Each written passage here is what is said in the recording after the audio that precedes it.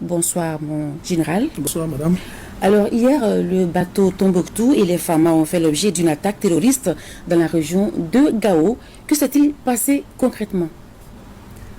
Bonsoir, madame. Je suis ici au nom de la haute hiérarchie militaire, conformément aux orientations de nos politiques, pour édifier nos compatriotes sur la fébrilité de l'environnement sécuritaire pendant les derniers mois et particulièrement les dernières 48 heures, avec l'attaque terroriste contre le bateau Tombouctou et les deux attaques terroristes qui ont été déjouées contre l'attaque du camp de Bamba et du camp de Gao ce matin.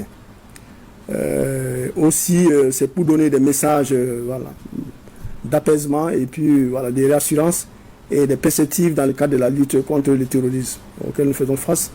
Donc, tout d'abord, avant de répondre à la question, je voudrais, au nom de la haute hiérarchie militaire, présenter nos condoléances les plus attristées aux familles endeuillées hier et puis aujourd'hui et souhaiter prompt rétablissement aux blessés, par extension à toutes les victimes, les civils et militaires, nationales et étrangères, qui sont tombés dans le cadre de la lutte contre l'insécurité au niveau de notre pays.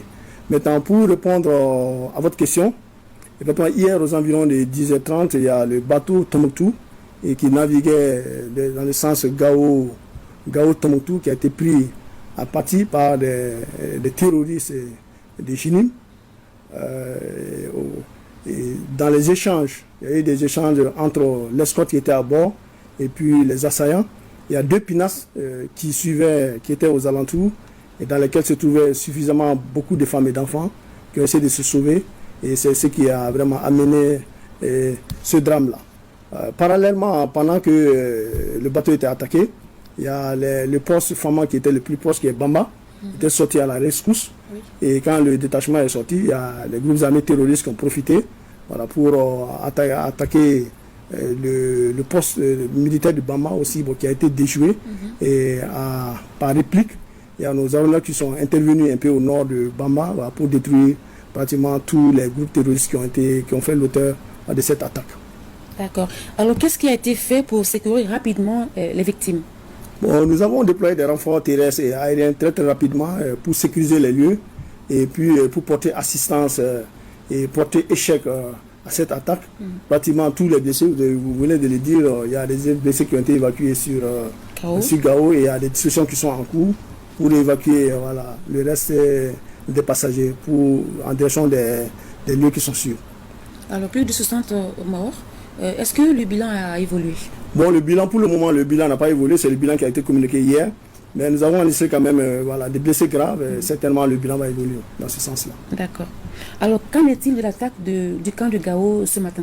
Maintenant, ce matin, aux environs de 7 heures, on a fait l'objet d'une attaque complexe à 3 véhicules kamikazes au niveau du camp de la zone aéroportière, suivi de tirs d'obus et des tirs indirects avec des tentatives d'infiltration.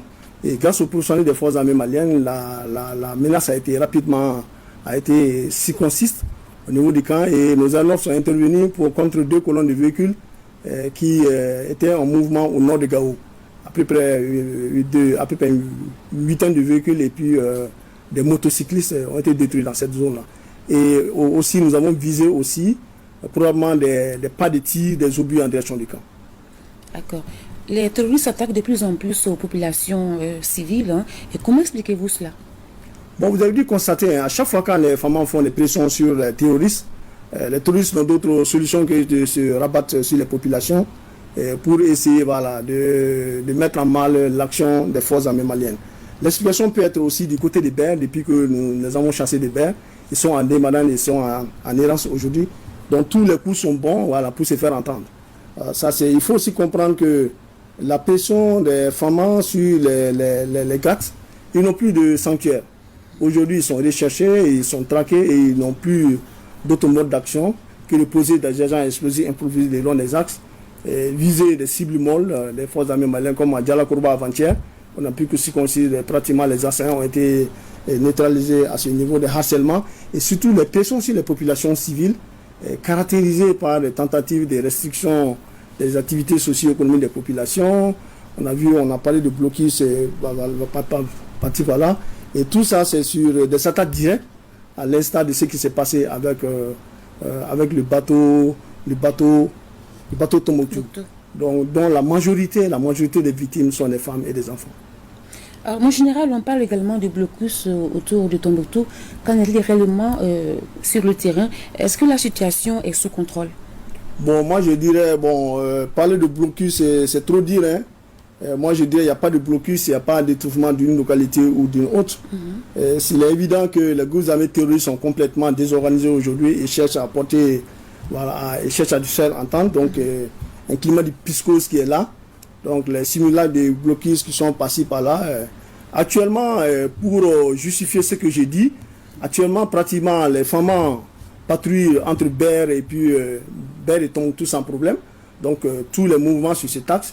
Les femmes patrouillent aujourd'hui entre Tombouctou, Gundam, et Niafunke, jusqu'à Niafunke, sans problème.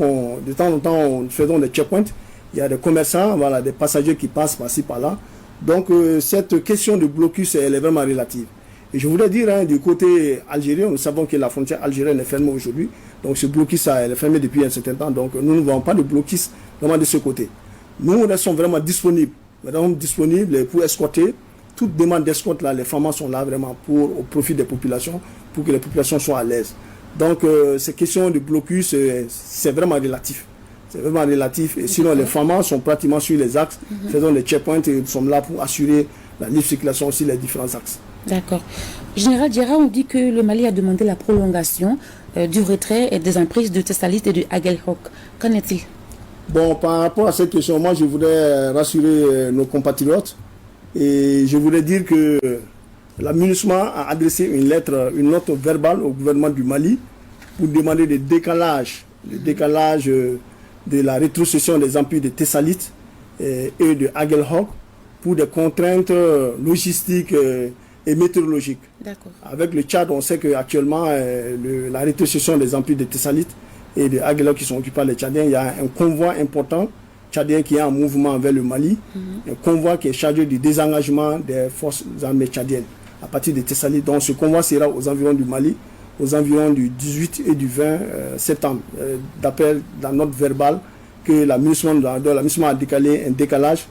Et la rétrocession initialement prévue en fin de septembre va être reportée à la mi-octobre, deuxième quinzaine du mois d'octobre. Le Mali n'a pas demandé le report de la rétrocession des emprises. D'accord. Pour finir, en général, quel message d'assurance avez-vous à l'endroit des Maliens et des partenaires? Bon, moi je voudrais demander aux Maliens de garder le calme, vraiment pas de panique, hein. C'est vrai. Les femmes sont aujourd'hui plus déterminées à lutter contre les terroristes jusqu'au bout. Ça, c'est notre mission régalienne. Nous sommes des postes professionnels et rien ne nous arrêtera dans les missions qui nous ont été confiées par nos politiques et puis le peuple malien. Les attaques contre les populations, c'est illustre de la cruauté de ces groupes armés terroristes qui n'épargnent ni enfants, ni femmes. Et nous avons l'environnement dans lequel nous sommes aujourd'hui, nous l'avons vécu dans le passé et nous avons réussi. Je me rappelle encore à l'instar du départ quand Barkhane et Takuba partaient, c'était pratiquement le même environnement de fébrilité, là où on disait que Gao était tombé, Menaka était tombé, Donc, de toute façon, moi je demande, nous restons confiants, nous sommes des postes professionnels. La lutte contre le terrorisme est une guerre de longue haleine, et surtout par sa nature asymétrique. Donc, il y a des hauts et des bas. Et je pense que pendant les différents moments là, il est recommandé vraiment une communion de foi et puis d'esprit dans le cadre de la lutte contre ce terrorisme. Je voudrais aussi souligner que nous sommes là pour pacifier le pays et rien ne nous arrêtera. On sait qu'aujourd'hui, l'environnement dans lequel nous vivons aujourd'hui est un environnement géopolitique, géostratégique et économique. Et il y a des intérêts qui sont en jeu, qui sont menacés aujourd'hui avec des connexions avérées de certains acteurs avec les groupes armés terroristes. On a vu aussi, il y a la rétrocession des emprises, la MINUSMA, il y a beaucoup d'intérêts qui sont en jeu. Et le troisième point, là, ça, c'est l'instrumentalisation des questions inter- et intracommunautaires dans la région du centre. Général Oumar Diarra, merci d'avoir répondu à nos questions. Merci beaucoup. Également avec nous, Abdoulaye Sako. Bonsoir Abdoulaye. Bonsoir Salimata Ndao. Avec vous, quelques communiqués également sur ces attaques d'hier. Tout à fait. Bonsoir, fidèles téléspectateurs de ORTM 1. Le président du Conseil national de transition et l'ensemble des membres du CNT ont